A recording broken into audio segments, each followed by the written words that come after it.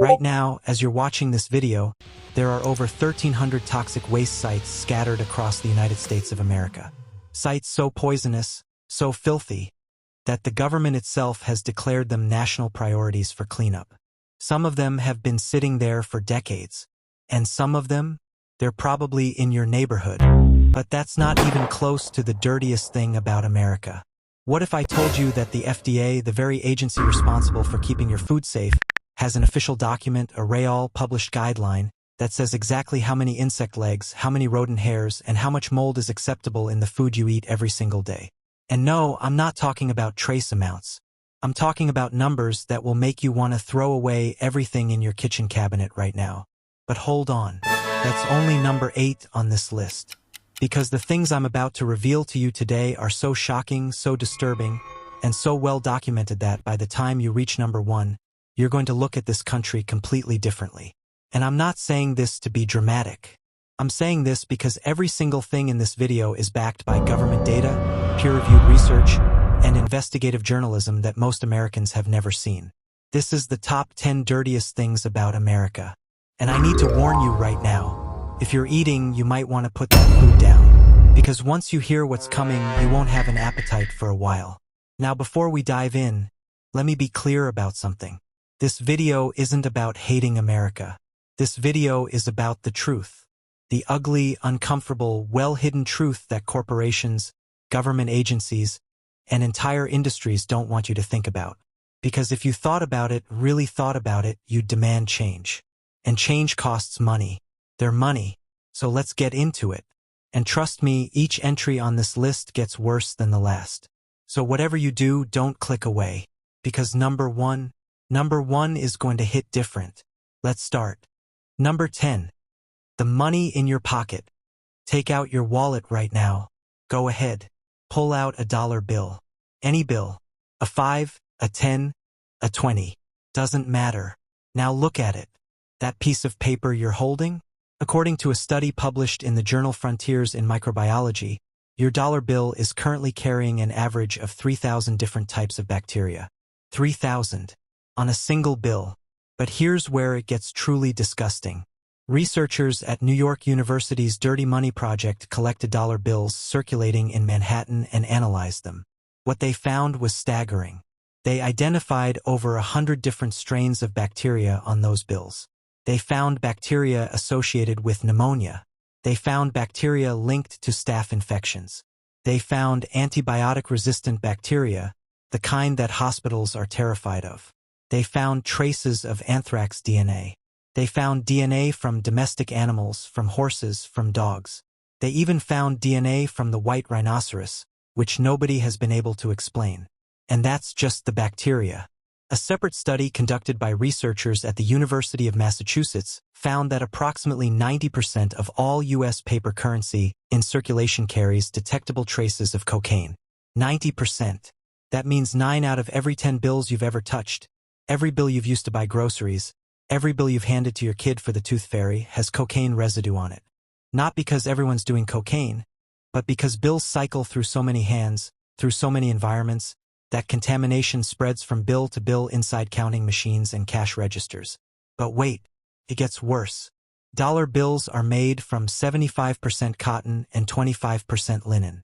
That porous surface is a perfect breeding ground for microorganisms. And because the average dollar bill stays in circulation for about 6.6 years according to the Federal Reserve, that's 6.5 years of being touched by thousands of hands, stuffed into pockets, dropped on floors, left on bathroom counters, sneezed on, coughed on, and handled by people who didn't wash their hands after using the restroom. And we know most people don't wash their hands properly. A study from the American Society for Microbiology found that only 67% of people wash their hands after using a public restroom. And of those who do wash, only 5% wash correctly, meaning with soap and water for at least 20 seconds. 5%. So that bill in your wallet? It's been touched by thousands of people over several years, and the vast majority of those people had fecal bacteria on their hands when they touched it. A study from the London School of Hygiene and Tropical Medicine found that 26% of human hands carry fecal matter at any given time. So if your dollar has passed through 1,000 hands, roughly 260 of those hands had fecal contamination. Still want to lick your fingers when you're counting cash? And here's the thing. We're not even talking about coins. Coins carry their own microbial ecosystems. A study published in the Journal of Environmental Health found that coins, especially copper pennies, carry fewer bacteria than paper bills due to copper's natural antimicrobial properties. But they still carry plenty of pathogenic organisms, including E. coli and Staphylococcus aureus. Now you might be thinking, okay, but we're moving toward a cashless society. Credit cards are cleaner, right? Wrong. A study by LendEdu found that the average credit card carries more bacteria per square inch than a public toilet seat. Your credit card, the thing you hand to waiters, tap on terminals, and then put back in your wallet right next to your ID, your insurance card, and your family photos. The money system in America is, quite literally, one of the dirtiest things you interact with every single day. And most people never think about it. Not once. But trust me, the money in your pocket is the least of your worries. Because what comes next on this list is going to make bacteria on dollar bills seem like a minor inconvenience. Number 9. Your phone. The toilet in your pocket. You're probably watching this video on your phone right now. Or maybe it's sitting right next to you, within arm's reach. You touch it hundreds of times a day. You hold it against your face when you make calls. You scroll through it while you eat. Some of you are touching it right now, this very second, as you watch this. Here's what you need to know. Your smartphone is one of the filthiest objects you own. And I'm not using the word filthiest loosely. I mean it literally, scientifically, and unambiguously. A study conducted by the University of Arizona found that the average smartphone carries 10 times more bacteria than a toilet seat. 10 times. Not twice. Not 3 times. 10 times more bacteria than the thing you sit on to defecate. Let me let that sink in for a moment. You put a device against your face, against your cheek, against your mouth multiple times a day. That is 10 times dirtier than a toilet seat. You set it on your dinner table. You hand it to your children. You fall asleep with it on your pillow. And it's 10 times dirtier than a toilet. But why? How did it get this dirty? Think about every single place you take your phone. You take it to the bathroom. Studies show that 75% of Americans admit to using their phone while on the toilet. And those are just the people who admit it. The real number is almost certainly higher. Every time you use your phone on the toilet, microscopic particles of fecal matter, bacteria, and viruses settle on its surface. And then you put it in your pocket. And then you take it out at dinner. And then you hand it to your kid to watch YouTube. You take your phone to the gym. You set it on equipment that's been touched by dozens of sweaty people. You take it to the grocery store. You set it on the conveyor belt at checkout, a surface that a study from Michigan State University found carries more bacteria than the average bathroom floor. You take it to work. You take it to hospitals. You take it everywhere. And here's the critical part. You almost never clean it. A survey by Deloitte found that Americans check their phones an average of 96 times per day. That's 96 touches minimum. And most Americans, they never, ever disinfect their phone. Not once a week. Not once a month. Some people have never cleaned their phone screen in their entire life. Researchers at the University of Oregon swabbed smartphones and found over 7,000 different types of bacteria on them. They found Streptococcus, which causes strep throat. They found Staphylococcus aureus, which causes staph infections. They found E. coli, which comes from fecal matter. They found MRSA, the antibiotic-resistant superbug that kills thousands of Americans every year. On people's phones. The phones they press against their faces. And it's not just bacteria. A study published in the journal Germs found that smartphones also carry viruses, fungi, and parasites. Your phone screen, that beautiful high-resolution display you stare at for hours, is essentially a petri dish. Now here's what makes this uniquely an American problem. Americans spend more time on their phones than almost any other population on Earth. According to data from eMarketer, the average American adult spends over 4 hours per day on their smartphone. That's 4 hours of continuous contact with one of the dirtiest objects in your home. And the heat your phone generates? That warmth you feel when you've been using it for a while? That heat creates a warm, moist environment on the phone's surface that is ideal for bacterial growth. You're literally incubating bacteria in your pocket.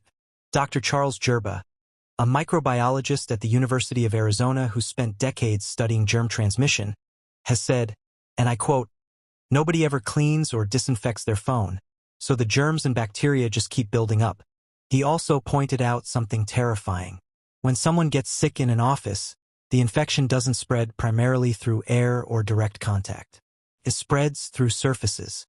And the number one surface that carries and transmits pathogens in a modern workplace. Smartphones. Not doorknobs. Not keyboards. Phones. And American culture has made this worse. We eat with our phones propped up next to our plates. We sleep with our phones on our pillows, transferring bacteria to where we rest our faces for 8 hours. We share our phones with friends and family, cross-contaminating everyone. Think about this. The last time you got a cold, a stomach bug, or a random infection that seemed to come out of nowhere. There's a very real chance it came from your phone. The phone you're using to watch this video right now. Are you uncomfortable yet? Good, because we're just getting started. Number 8. The food you eat. Legally allowed filth. This one is going to ruin your appetite. I'm warning you right now. What I'm about to tell you is not a conspiracy theory. It's not misinformation. It is official United States government policy, published in a document that anyone can access on the FDA's own website. It's called the Defect Levels Handbook. And it is exactly what it sounds like.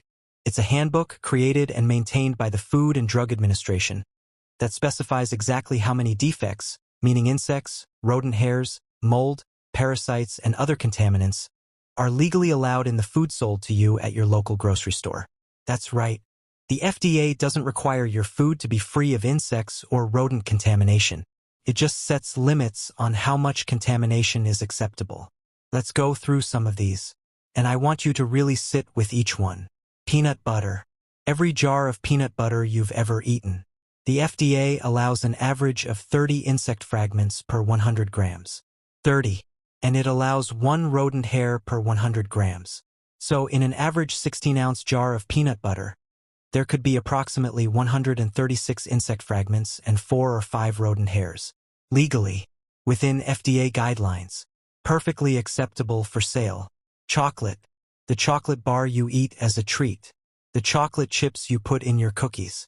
The FDA allows up to 60 insect fragments per 100 grams of chocolate, and up to 1 rodent hair per 100 grams. So that bag of chocolate chips you bought last week? It could contain hundreds of insect pieces and multiple rodent hairs, and it would pass FDA inspection without any issue whatsoever. Cinnamon. That warm, comforting spice you put in your coffee, your oatmeal, your baked goods. The FDA allows up to 400 insect fragments per 50 grams of cinnamon. For 100, and up to 11 rodent hairs per 50 grams. Think about that the next time you sprinkle cinnamon on your latte. Macaroni and noodle products. The pasta you feed your family. The FDA allows an average of 225 insect fragments per 225 grams. That's roughly 1 insect fragment per gram of pasta. For every gram of spaghetti you boil, there could be a piece of an insect in it. Canned tomatoes. The FDA allows up to 10 fly eggs per 500 grams.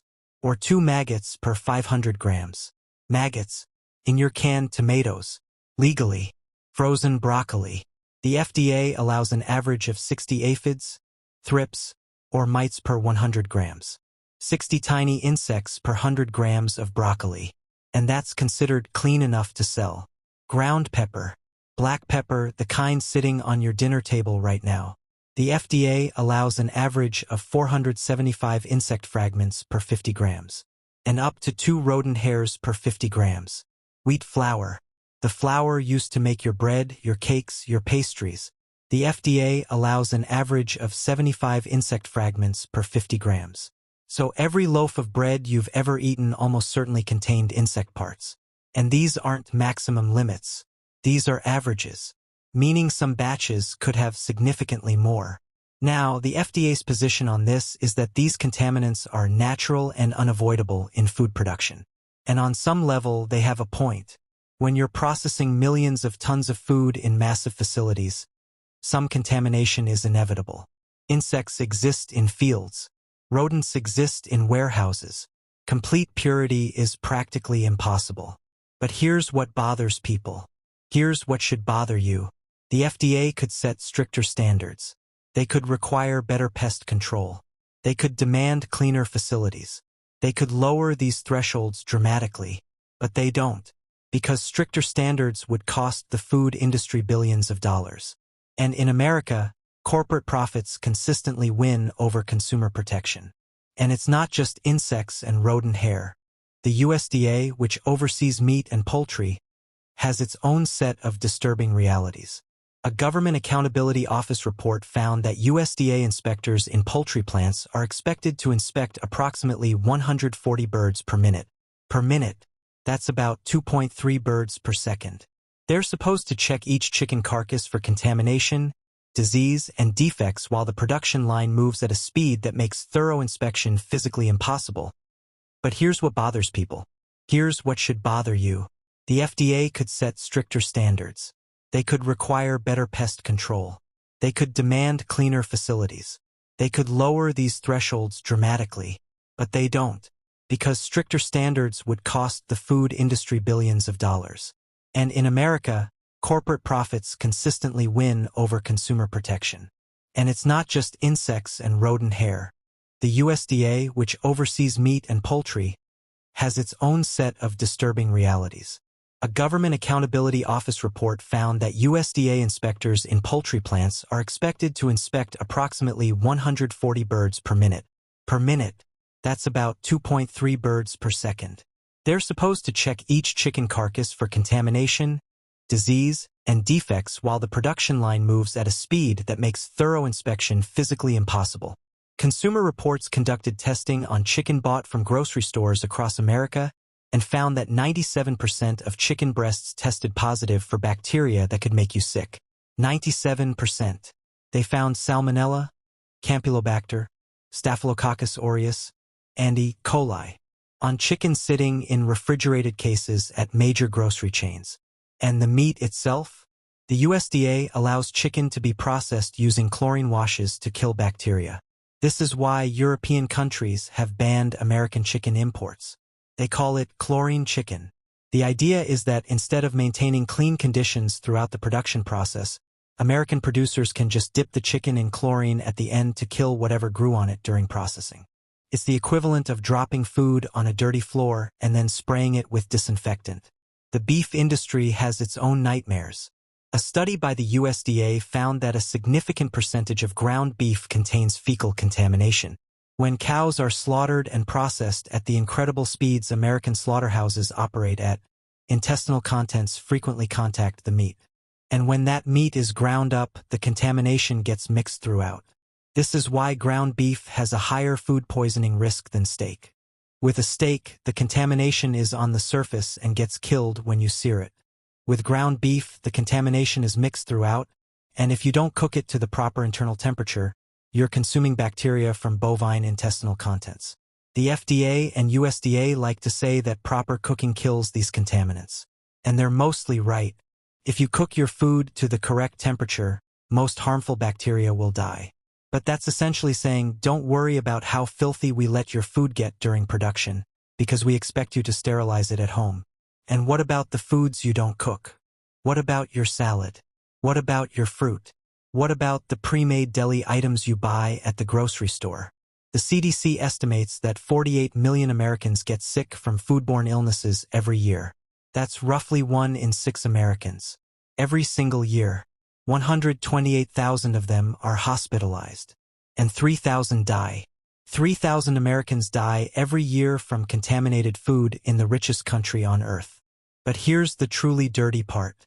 The truly dirty thing about America's food system isn't just the insects and the rodent hairs and the bacteria.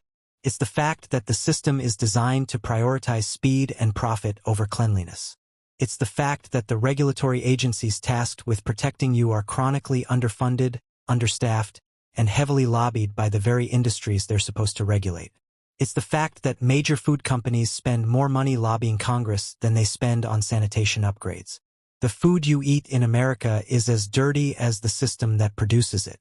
And we're not even halfway through this list. Number 7. Hotel rooms. The illusion of clean. Americans spend over $500 billion a year on travel. Millions of hotel rooms are booked every night across the country. And when you walk into a hotel room, it looks clean. The bed is made. The surfaces shine. There's that little paper strip across the toilet seat that says, "Sanitized for your protection." It's all a lie. Well, maybe not all of it, but a disturbing amount of it. Let me walk you through what actually happens when a hotel room is cleaned between guests. And then let me show you what researchers have found when they actually tested hotel rooms. First, the cleaning process. Investigative reports, including undercover investigations by Inside Edition, ABC News, and the Travel Channel, have repeatedly documented what hotel housekeeping actually looks like behind the scenes. And the findings have been consistent across budget hotels, mid-range hotels, and even luxury 5-star properties. Housekeepers are typically given between 15 and 30 minutes to clean an entire room. In that time, they need to strip the bed, remake it with fresh sheets, clean the bathroom, vacuum the floors, wipe down surfaces, restock amenities, and make the room look presentable. 15 to 30 minutes. For a room that the previous guest lived in. Multiple investigations have caught housekeepers using the same rag to wipe the toilet and then the drinking glasses. The same cloth. From the toilet to the glasses you drink from. This wasn't a one-time incident. It's been documented at hotels ranging from Holiday Inn to the Ritz-Carlton. An investigation by ABC's 2020 used hidden cameras in hotel rooms and documented housekeepers spraying drinking glasses with cleaning solution, wiping them with a dirty rag, and putting them back on the counter. No washing, no sanitizing, just a quick wipe. But the glasses are just the beginning. A landmark study by the University of Houston examined hotel rooms across multiple cities and tested surfaces for bacterial contamination. Here's what they found. The TV remote control in hotel rooms had some of the highest levels of bacterial contamination of any surface tested. Think about that. Every single guest who stays in that room touches that remote. They touch it after eating. They touch it after using the bathroom. They touch it while they're sick in bed with the flu. And housekeepers? They almost never clean the remote. It's not part of their standard cleaning checklist at most hotels. The light switches and lamp switches were similarly contaminated. High-touch surfaces that are almost never sanitized between guests. The bathroom counter, despite looking clean and shiny, frequently tested positive for high levels of coliform bacteria, which indicates fecal contamination. The counters looked clean because they'd been wiped down. But wiping with a contaminated rag doesn't clean a surface. It just spreads bacteria around. The carpets in hotel rooms are among the dirtiest surfaces you'll encounter anywhere. Hotels typically deep clean their carpets once or twice a year. Between deep cleanings, they just vacuum. So every spill, every dropped piece of food, every time someone walked across that carpet in shoes that had been in public restrooms and on city sidewalks, it all just accumulates. Studies have found that hotel carpets harbor bacteria, fungi, dust mites, and allergens at levels that would be considered unacceptable in any clinical environment. But the bed. Let's talk about the bed. The place where you lay your body for 8 hours. The sheets are usually changed between guests. Usually. But undercover investigations have caught hotels that don't change sheets between guests. They just smooth them out and make the bed look fresh. Even when the sheets are changed, the comforter, the bedspread, the decorative pillows, those are almost never washed. Some hotels wash their comforters once a month. Some wash them once a quarter. Some hotel bedspreads have gone months without being washed while being slept under by hundreds of different people. A study published in the journal Applied and Environmental Microbiology found that hotel bedspreads can harbor significant amounts of biological material from previous guests, including skin cells, body oils, sweat, and bodily fluids. UV light tests conducted by News Investigations have shown hotel bedspreads lit up with stains invisible to the naked eye but clearly visible under ultraviolet light. Stains that are exactly what you think they are. And then there are bedbugs. The resurgence of bedbugs in American hotels over the past 2 decades has been dramatic. The pest control company Orkin releases annual rankings of the most bedbug-infested cities in America, and major cities like Chicago, Philadelphia, New York, and Detroit consistently top the list. Bedbugs don't discriminate by hotel quality. They've been found in budget motels and in luxury resorts. They hide in mattress seams, headboards, and furniture, and they feed on human blood during the night. According to the National Pest Management Association, bedbug reports in hotels and motels increased by over 500% in the early 2000s. And while hotels have responded with better pest control, the problem persists. Bedbugs are notoriously difficult to eliminate, and a single female bedbug can lay up to 500 eggs in her lifetime. Now let's talk about the ice bucket. Every hotel room has one. And a study from the University of Virginia found that hotel ice buckets are rarely, if ever, sanitized between guests. The liners, if they're provided at all, are just thin plastic bags. But the bucket itself? It's been used by previous guests for everything from chilling drinks to, and this has been documented, as an emergency vomit receptacle and even as a makeshift urinal. The coffee maker in your hotel room? A study by the University of Valencia found that single-serve coffee makers, the kind found in most hotel rooms, harbor significant colonies of bacteria, including Enterococcus and Pseudomonas, in their internal reservoirs and drip trays. These machines are almost never deep cleaned. The water reservoir is a warm, moist environment, perfect for bacterial growth. And here's what ties this all together. The hotel industry in America is built on the illusion of cleanliness. The folded towels, the wrapped soaps, the paper strips on the toilet, they're all designed to make you feel like the room is spotless. But the reality is that the economics of the hotel industry don't support true deep cleaning between guests. Hotel chains operate on thin margins. Housekeeping is one of their biggest labor costs. The faster a room can be turned over, the more profitable the hotel is. So housekeepers are given impossible timelines, inadequate supplies, and minimal training. And the result is that millions of Americans sleep in rooms every night that would fail any reasonable standard of hygiene. The next time you check into a hotel, bring disinfectant wipes. Wipe down the remote, the light switches, the phone, the door handles, and the faucet handles. Strip off the comforter and the decorative pillows and throw them in the corner. Use the sheets and the blanket underneath. And for the love of everything clean, don't use that ice bucket without a liner. And maybe think twice about walking barefoot on that carpet. Number 6. Public transportation. Moving biohazards. If you live in a major American city, chances are you've used public transportation, the subway, the bus, a rideshare. And if you've used any of these, you've been exposed to one of the dirtiest environments in the country.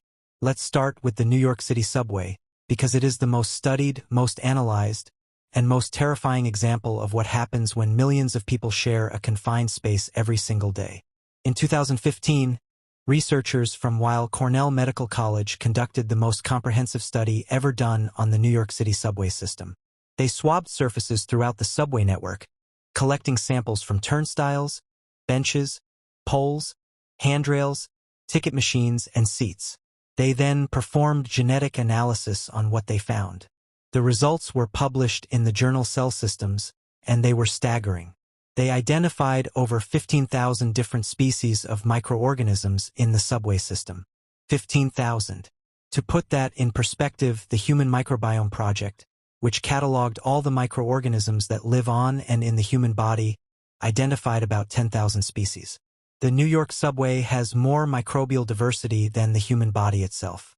Among those 15,000 species, the researchers found bacteria associated with bubonic plague. They found bacteria associated with anthrax. They found antibiotic-resistant organisms. They found bacteria that cause meningitis.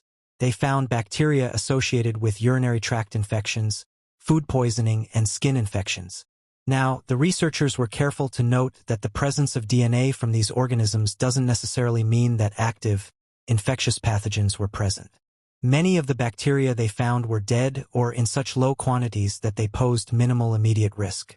But the sheer diversity and volume of microorganisms present in the subway system illustrated just how filthy the environment truly is. And that was just the microorganisms. The physical cleanliness of the subway is another matter entirely. The MTA, which operates the New York City subway, has publicly acknowledged that rodent infestation is one of its biggest challenges. There are an estimated 2 million rats in the New York City subway system. 2 million. Rats carry fleas which carry diseases. Rats leave droppings which dry out and become airborne particles that commuters breathe in. Rats urinate on surfaces that people then touch. Videos of rats in the subway go viral on social media regularly. Rats climbing on sleeping passengers. Rats dragging full slices of pizza down subway stairs. Rats fighting on platforms while commuters watch. It would be funny if it weren't a genuine public health concern. But New York isn't alone. The Washington, D.C. metro system has had its own cleanliness crises. In 2018, a rider noticed what appeared to be blood smeared on a metro seat. The metro's response? That they clean seats regularly. When pressed on what regularly meant, they couldn't provide a specific schedule. The Chicago L train system has similar problems. A study by the Chicago Transit Authority found that despite daily cleaning, surfaces on trains and in stations consistently tested positive for high levels of coliform bacteria and other pathogens. The San Francisco BART system became so notorious for its cleanliness issues that it made national news. Used needles on seats. Human feces on floors. The smell of urine so strong in certain stations that commuters would skip stops to avoid it. In 2018, BART hired its first-ever elevator attendant, specifically to prevent people from using elevators as bathrooms. That's how bad it got. They hired someone to stand in an elevator all day to stop people from defecating in it. Now let's talk about buses. A study by the University of Nottingham, while focused on the UK, has implications for American public transit as well. They found that bus seats harbor bacteria at levels comparable to a hospital floor. The fabric upholstery on bus seats absorbs sweat, oils, spills, and anything else that comes in contact with it. And unlike hospital floors, bus seats are not cleaned with clinical-grade disinfectants. They're barely cleaned at all. In most American cities, the interiors of buses are swept and mopped daily, but seats are deep cleaned on a rotating schedule that can mean weeks or months between cleanings. During that time, thousands of people sit on each seat. People who are sick, people who are sweating, people who have open wounds, people who have been walking through city streets and sitting on park benches and God knows what else before they got on that bus. Rideshare vehicles like Uber and Lyft present their own hygiene nightmares. These are personal vehicles owned by individual drivers, and there is no mandated cleaning standard. A study by NetQuote found that the average rideshare vehicle contains approximately 6 million colony-forming units of bacteria per square inch. To put that number in context, the average toilet seat contains roughly 700 colony-forming units per square inch. That means the back seat of your Uber could be nearly 9,000 times dirtier than a toilet seat. 9,000 times. And you sit back there. You touch the door handle. You adjust the seatbelt. You lean your head against the headrest. You sit where hundreds of other passengers have sat before you. Passengers who were drunk. Passengers who were sick. Passengers who were doing things in the back of that car that you really don't want to think about. The driver might wipe down surfaces between rides. Or they might not. There's no one checking. There's no standard. There's no enforcement. During the COVID-19 pandemic, public awareness of transportation hygiene reached an all-time high. Rideshare companies introduced cleaning protocols. Transit agencies increased sanitation schedules. But as the pandemic has faded from public consciousness, so have many of those measures. We're back to the baseline. And the baseline is filthy. The fundamental problem with American public transportation isn't that transit agencies don't try to clean. It's that the scale of the problem is overwhelming. When millions of people use a system every day, complete sanitation between uses is practically impossible. But the question Americans should be asking is whether the current level of effort is anywhere close to adequate. And based on the data, it's not. Number 5. Tap water. What's really in your glass? You turn on your faucet. Water comes out. It looks clear. It smells fine. You fill a glass and drink it without a second thought. But what's actually in that water? The answer might be the most disturbing thing on this entire list. Because the contamination of America's drinking water isn't just a problem in a few isolated places. It's a nationwide crisis that affects hundreds of millions of people, and most of them have absolutely no idea. Let's start with the story everyone knows. Flint, Michigan. In April 2014, the city of Flint switched its water source from the Detroit water system to the Flint River as a cost-saving measure. Almost immediately, residents began complaining about the water's color, taste, and smell. The water coming out of their taps was brown, sometimes orange. Tasted metallic. It smelled like chemicals. But city and state officials insisted the water was safe. For over a year, they told Flint residents that the water met all federal standards. They told mothers that it was safe to bathe their children in it. They told families it was safe to drink. It wasn't. The Flint River water was highly corrosive, and it was leaching lead from the city's aging pipe infrastructure. Lead levels in some homes tested at over 100 parts per billion.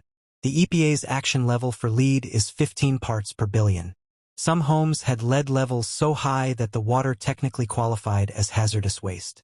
Over 100,000 residents were exposed to lead-contaminated water, including between 6,000 and 12,000 children. Lead exposure in children causes irreversible brain damage. It lowers IQ, causes behavioral problems. It increases the risk of criminal behavior later in life. The children of Flint were permanently harmed by their own government's negligence. And here's the dirty truth about Flint. The nation was shocked by the story. Congress held hearings. Documentaries were made. But Flint wasn't an anomaly. Flint was just the one that got caught. A Reuters investigation found that over 3,000 areas across the United States had lead contamination levels at least double those found in Flint. 3,000 areas. Many of them in major cities. Many of them affecting predominantly low-income and minority communities. The Natural Resources Defense Council analyzed data from the EPA and found that in 2015 alone, over 18 million Americans were served by water systems that violated the lead and copper rule. 18 million people drinking lead-contaminated water in a single year. And most of them were never notified of the violation. But lead is just one contaminant. Let's talk about PFAS, which scientists have nicknamed forever chemicals. PFAS stands for per and polyfluoroalkyl substances. They're a class of synthetic chemicals that have been used since the 1940s in everything from nonstick cookware to food packaging to firefighting foam. They're called forever chemicals because they don't break down in the environment. Once they're in the water supply, they're essentially there forever. PFAS contamination in American drinking water is now so widespread that it's practically unavoidable. A study by the Environmental Working Group found that over 2,700 communities in all 50 states have PFAS contamination in their water supply. The study estimated that over 110 million Americans could be drinking PFAS-contaminated water. And what do PFAS do to the human body? Research has linked PFAS exposure to cancer, thyroid disease, immune system suppression, reproductive problems, liver damage, and developmental issues in children. A study published in the journal Environmental Science and Technology found that PFAS are now detectable in the blood of 98% of Americans. 98%. Almost every single person in the country has these synthetic chemicals in their bloodstream. The primary source of exposure? Drinking water. But it gets worse. Because PFAS aren't regulated at the federal level under the Safe Drinking Water Act. As of the recording of the script, the EPA has set a health advisory level for PFAS but hasn't established an enforceable maximum contaminant level. What that means in plain language is that water utilities can serve you water with PFAS in it, and they're not breaking any federal law. Now let's talk about pharmaceuticals. Yes, pharmaceuticals in your drinking water. A study by the Associated Press found that the drinking water supplies of at least 41 million Americans contain trace amounts of pharmaceutical drugs. Antibiotics, antidepressants, hormones, painkillers. These drugs enter the water supply primarily through human excretion. When you take a medication, your body doesn't absorb 100% of it. The rest is excreted and flushed down the toilet. That water goes to a treatment plant, but most water treatment facilities in America are not designed to remove pharmaceutical compounds. so they pass right through treatment and end up in the drinking water supply. The concentrations are tiny, parts per billion, parts per trillion. But scientists are concerned about the long-term effects of chronic low-dose exposure to a cocktail of pharmaceutical compounds. Particularly concerning are hormones and endocrine disruptors, which can affect human development and reproduction even at very low concentrations. Let's add one more: microplastics. A study published in the journal PLOS One found that 94% of tap water samples in the United States contained microplastic particles. 94%. These are tiny fragments of plastic that come from the breakdown of plastic waste, from synthetic clothing fibers that shed in the washing machine, and from plastic pipes and containers. We don't fully understand the health effects of ingesting microplastics, but preliminary research suggests they may cause inflammation, act as carriers for toxic chemicals, and accumulate in human organs. So what's really in your glass of American tap water? Potentially lead, potentially forever chemicals, potentially pharmaceutical residues, almost certainly microplastics, along with chlorine, fluoride, disinfection byproducts, and whatever other contaminants your local treatment plant didn't fully remove. And the infrastructure that delivers this water to your home? American water infrastructure is among the oldest in the developed world. The American Society of Civil Engineers gives America's drinking water infrastructure a grade of C-. Many of the pipes delivering water to American homes were installed in the early to mid-20th century. Some are over 100 years old. They're corroding, breaking, and leaching contaminants into the water as it travels from the treatment plant to your faucet. The EPA estimates that America needs to invest over $743 billion over the next 20 years just to maintain its current water infrastructure. Not to improve it, just to maintain it. And that investment isn't happening. Water infrastructure is one of the most underfunded areas of American public works. The water crisis in America isn't coming. It's here. It's been here for decades. And every time you turn on your tap, you're participating in it. Now you might be thinking, I'll just drink bottled water. That's cleaner, right? Not necessarily. A study by Orb Media found that 93% of bottled water brands tested contained microplastic particles. And bottled water is regulated by the FDA, which has fewer resources and conducts fewer inspections than the EPA does for tap water.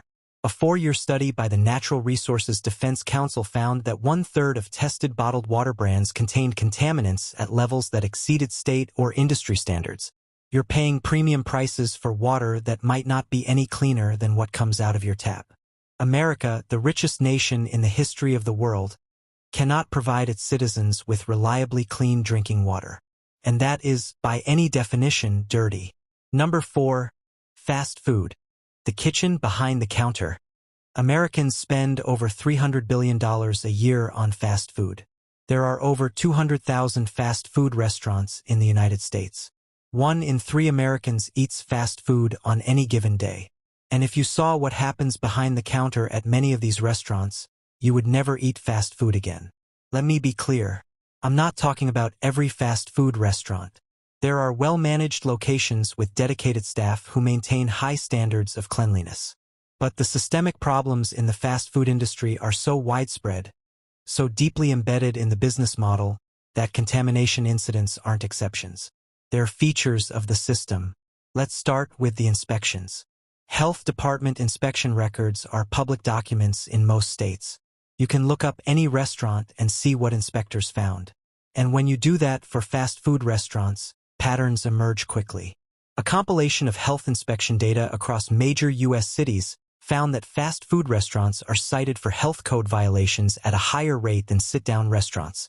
Common violations include food stored at improper temperatures, employees not washing hands between tasks, cross-contamination between raw and cooked foods, pest infestations, and unclean food preparation surfaces.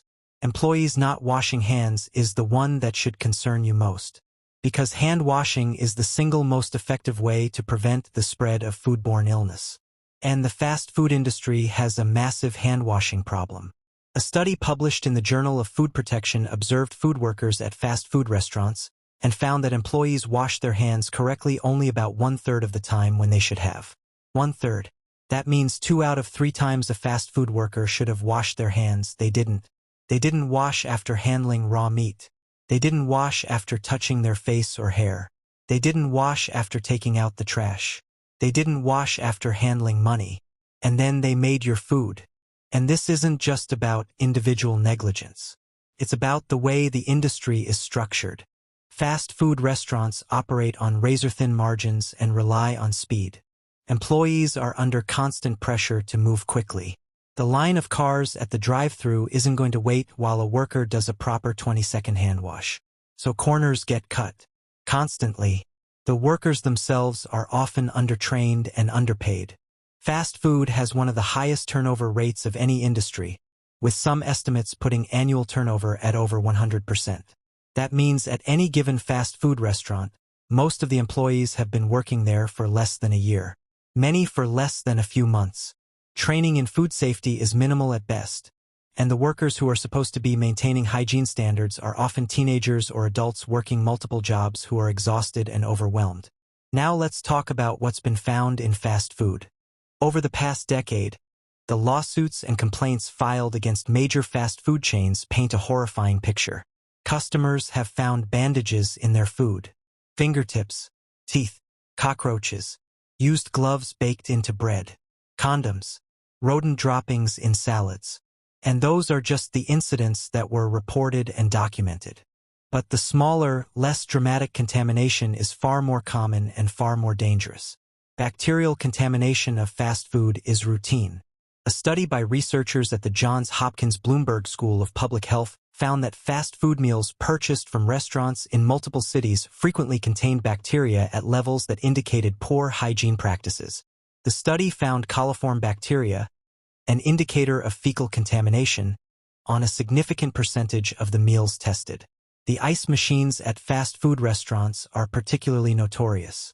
Multiple investigations, including one by the Daily Mail and another by the TV show Inside Edition, have found that ice from fast food restaurants frequently contains more bacteria than water from the restaurant's toilet.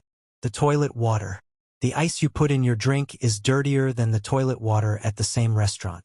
Why? Because ice machines are rarely cleaned. They sit in the back of the restaurant, producing ice around the clock. Mold and bacteria grow inside the machine in the water reservoir on the ice bin. Employees scoop ice with their hands or with scoops that sit on dirty counters. And the resulting ice goes into your cup, into your drink, and into your body. The soda fountains are similarly contaminated. A study published in the International Journal of Food Microbiology found that nearly half of the beverages dispensed from soda fountain machines tested positive for coliform bacteria. The nozzles on soda machines are difficult to clean properly and provide an ideal environment for bacterial growth, with the combination of sugar and moisture creating a perfect microbial habitat. And the kitchens themselves? Undercover investigations and health department reports have documented grease buildup on cooking equipment that's inches thick. They've documented fryer oil that hasn't been changed for days, turning dark and rancid. They've documented walk-in coolers with temperatures above the safe zone, allowing bacteria to multiply on stored food. They've documented pest infestations ranging from cockroaches to mice to flies. One of the most alarming findings from health inspections involves salad and produce preparation. Raw vegetables served in fast food salads and sandwiches need to be washed thoroughly to remove bacteria, pesticide residues, and soil. Health inspectors have repeatedly found that fast food restaurants fail to properly wash their produce. The lettuce on your burger, the tomato on your sandwich, the vegetables in your salad, they may not have been washed at all. A major E. coli outbreak linked to romaine lettuce affected multiple fast food chains in 2018 and sickened hundreds of people. But beyond the major outbreaks that make headlines, there's a constant background level of foodborne illness caused by everyday poor practices in fast food kitchens across the country. The CDC estimates that restaurants are responsible for approximately 60% of foodborne illness outbreaks in the United States. And fast food restaurants, with their high-volume, rapid pace, undertrained staff, and economic pressure to cut corners, are disproportionately responsible. $300 billion a year. 200,000 restaurants. 1 in 3 Americans eating fast food every day. And behind those bright counters and smiling employees, There's a hygiene crisis that would make most people lose their appetite permanently if they could see it. But you don't see it. That's by design. Number 3. Hospitals. Where clean should be everything. If there's one place in America where you'd expect absolute, uncompromising cleanliness, it's a hospital. Hospitals are supposed to be sterile environments. They're where sick people go to get better. They're where surgeries are performed. They're where premature babies fight for their lives. Cleanliness isn't just preferable in a hospital. It's essential. It's life or death. And American hospitals are failing at it. The CDC reports that on any given day, approximately 1 in 31 hospital patients has at least one healthcare-associated infection. An infection they didn't have when they arrived. An infection they got from the hospital itself. Every year, approximately 1.7 million Americans develop healthcare-associated infections, commonly called HAIs, while being treated in hospitals and other healthcare facilities. Of those 1.7 million, approximately 99,000 die. 99,000 Americans die every year from infections they caught at the hospital. Let me put that number in perspective. 99,000 deaths per year is more than the number of Americans killed in car accidents. It's more than the number who die from diabetes. It's more than the number who die from Alzheimer's disease. And it's entirely preventable. The most common healthcare-associated infections include catheter-associated urinary tract infections, surgical site infections, bloodstream infections associated with central lines, and ventilator-associated pneumonia. These infections are caused by bacteria that thrive in hospital environments, including some of the most dangerous antibiotic-resistant organisms known to medicine. MRSA, methicillin-resistant Staphylococcus aureus, is one of the most notorious hospital-acquired infections. MRSA is resistant to multiple antibiotics, making it extremely difficult to treat. It spreads through contact with contaminated surfaces and through the hands of healthcare workers who don't properly sanitize between patients. MRSA kills approximately 20,000 Americans per year. Clostridioides difficile, commonly called C. diff, is another devastating hospital-acquired infection. C. diff causes severe, sometimes fatal diarrhea and colon inflammation. It kills approximately 29,000 Americans per year, and the majority of those deaths are associated with healthcare settings. Now you might think, well, these infections are inevitable in a hospital setting. Sick people are in close proximity. Bacteria are everywhere. You can't prevent all infections. But the data tells a different story. Studies have shown that rigorous hand hygiene and proper environmental cleaning can reduce healthcare-associated infections by 30 to 70%. 30 to 70%.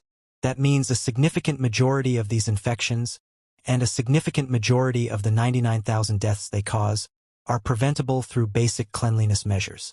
So why isn't it happening?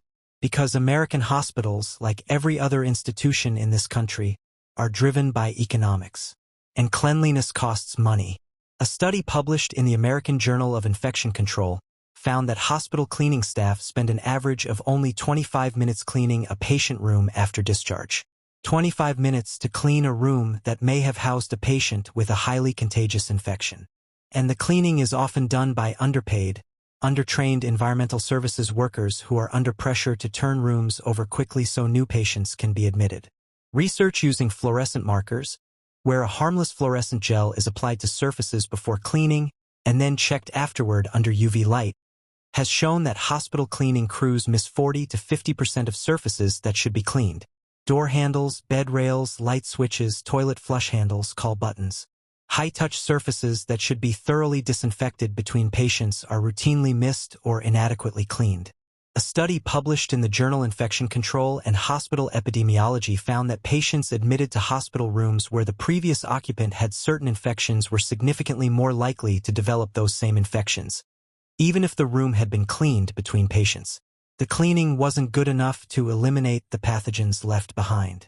And the equipment, stethoscopes, blood pressure cuffs, and other medical devices that are used on multiple patients are frequently not disinfected between uses. A study in the Mayo Clinic proceedings found that stethoscopes carry bacteria at levels comparable to the palms of doctors' hands and recommended they be cleaned between every patient contact. But in practice, Many healthcare workers rarely clean their stethoscopes during a shift. The curtains around hospital beds? A study by the University of Iowa found that hospital privacy curtains become contaminated with MRSA and other pathogens within days of being hung. Despite this, curtains are typically changed only when visibly soiled, which could be weeks or even months. American hospitals spend billions of dollars on advanced medical equipment, cutting-edge treatments, and administrative costs. But they underinvest in the most fundamental aspect of healthcare: keeping the environment clean. The result is a system where going to the hospital to get better carries a real, statistically significant risk of making you sicker or killing you through an infection you never should have been exposed to. Number 2. The environment. Toxic America. America is the richest country in the history of human civilization. It has produced more wealth, more innovation, and more economic output than any nation has ever achieved. And in the process of creating that wealth, it has poisoned its own land, water, and air on a scale that is almost incomprehensible. Let's start with the Superfund sites. The EPA's Superfund program was created in 1980 to clean up the nation's most contaminated hazardous waste sites. As of today, there are over 1,300 active Superfund sites across the United States. These are locations so toxic, so dangerously contaminated, that they've been designated as national priorities for cleanup. Chemical plants that dumped waste into rivers. Factories that buried toxic materials in residential neighborhoods.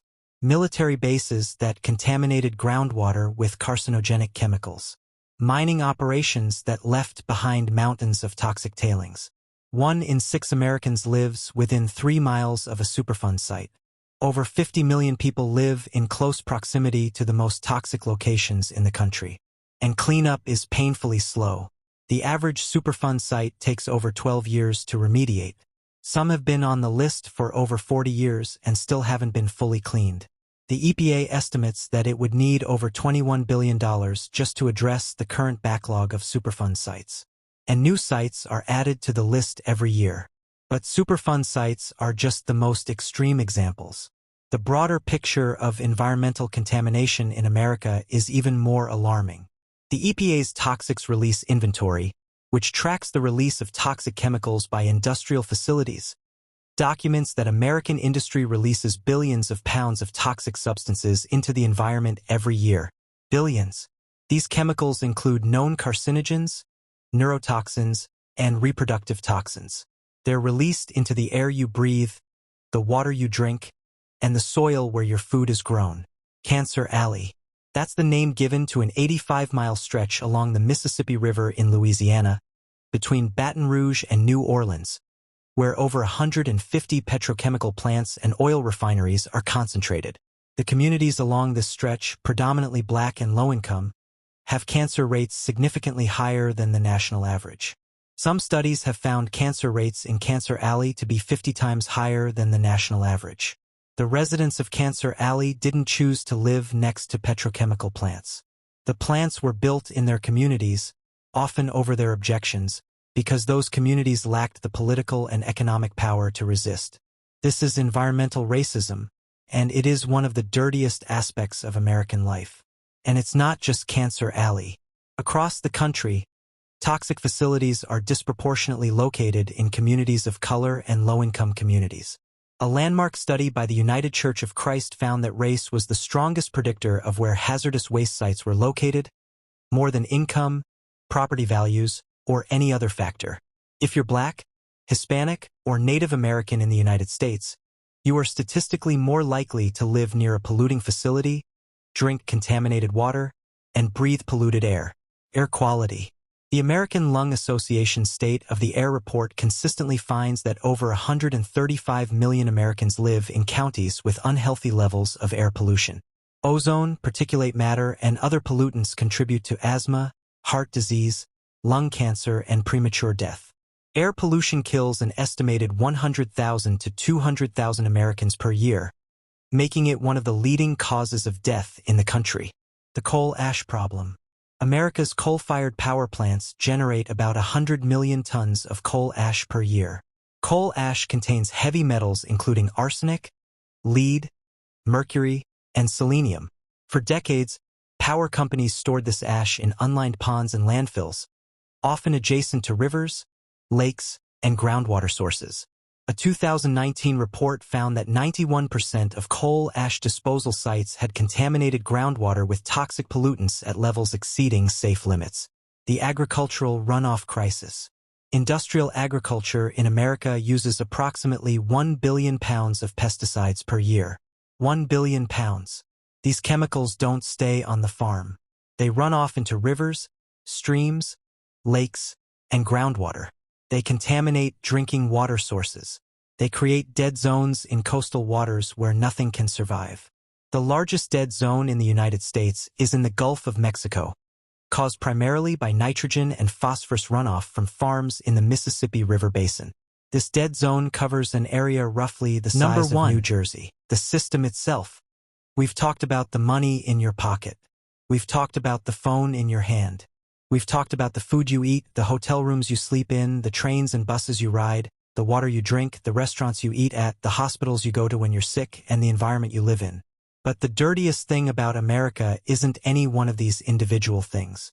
The dirtiest thing about America is the system that allows all of these things to exist simultaneously, the system that connects them all, and the system that ensures they never get truly fixed. The dirtiest thing about America is the way money corrupts the mechanisms that are supposed to protect you. Let me explain. Every single problem on this list has the same root cause. Regulatory failure driven by corporate influence. The FDA allows insects in your food because the food industry lobbied for lenient standards. The EPA fails to regulate forever chemicals because the chemical industry spent hundreds of millions of dollars fighting regulation. Hospitals underinvest in cleaning because the healthcare industry prioritizes revenue over infection prevention. Fast food restaurants cut hygiene corners because the business model demands speed over safety. Water infrastructure crumbles because politicians choose tax cuts over pipe replacement.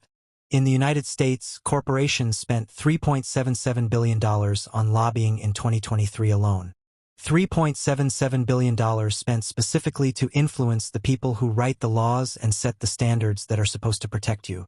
The pharmaceutical industry is the biggest lobbying spender, followed by insurance, technology, and the oil and gas industry.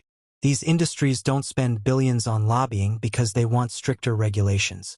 They spend billions because they want weaker regulations or no regulations at all. And it works. When the EPA tries to set stricter standards for water contaminants, industry groups sue. When the FDA tries to tighten food safety rules, food manufacturers push back through their lobbyists and through the congressional representatives they funded. When OSHA tries to improve workplace safety standards, business groups argue that compliance is too expensive.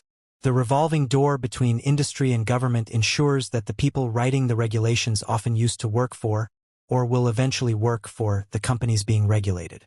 FDA officials go on to work for pharmaceutical companies. EPA administrators go on to work for chemical manufacturers. USDA officials go on to work for agribusiness. This isn't conspiracy theory. This is publicly documented, easily verifiable information. It's all in the lobbying disclosure reports. It's all in the campaign finance data.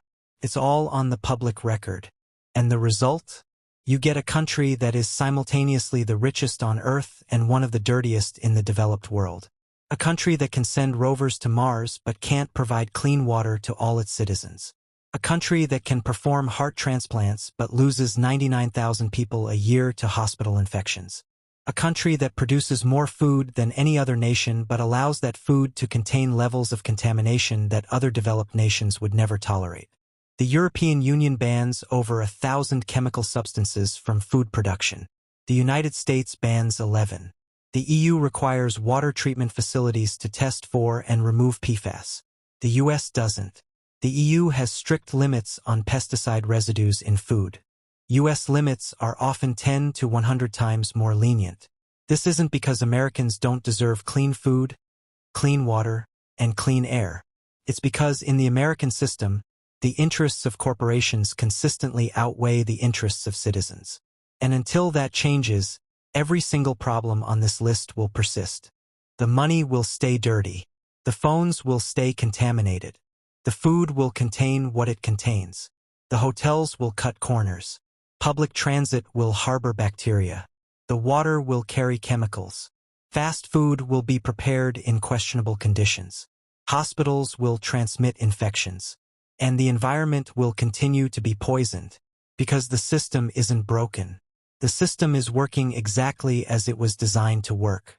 It just wasn't designed to work for you. That is the dirtiest thing about America. So there you have it. The top 10 dirtiest things about America. And I know this was a lot to take in. But here's why I made this video. Not to scare you. Not to make you feel helpless. But to make you aware. Because awareness is the first step toward demanding change. Every single problem on this list has a solution. Better regulations. More funding for infrastructure. Stronger enforcement. Corporate accountability. These aren't impossible goals. Other countries have achieved them. America can too. But it starts with knowing the truth. And now you know it. If this video opened your eyes, share it. Not for the views. Not for the algorithm. But because the people in your life deserve to know what's in their water, what's in their food, and what's on the surfaces they touch every day. Knowledge is the one thing that's never dirty. Thank you for watching until the end. I mean that, in a world of 15-second attention spans, you sat through over an hour of uncomfortable truth. That says something about you. That says you care. Now do something with what you've learned.